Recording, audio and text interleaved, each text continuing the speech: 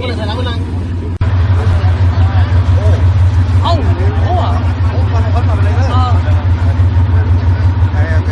นั่นน่ะใหญ่ใหญ่เยอะกว่านั้น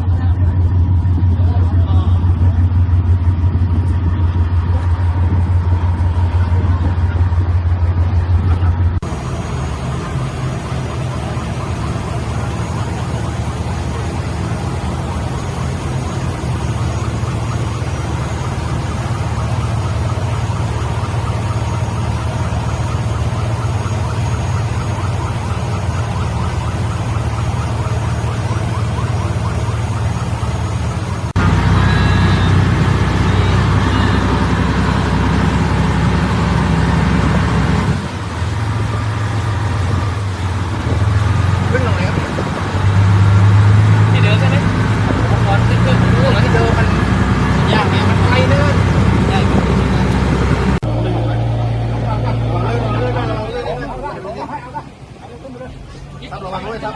เป็นกำลัง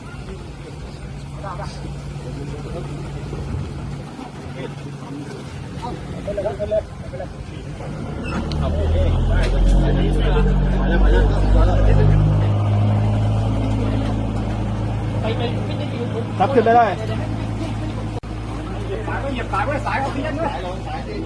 ออกซิเจนครับสายออกซิเจน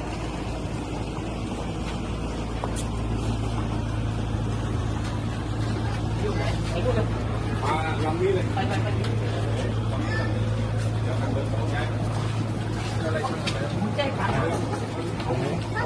นนั้นให้เราโอนสีได้ปะเลือกแล้วเหรอมันจะให้เอ็ดวานซ์บอลมาเอ็ดวานซ์ไปติดเขาสีอาร์เคส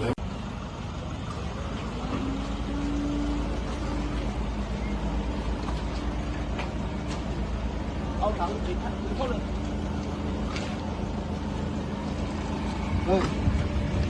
ไปเขาไว้ตายใหม่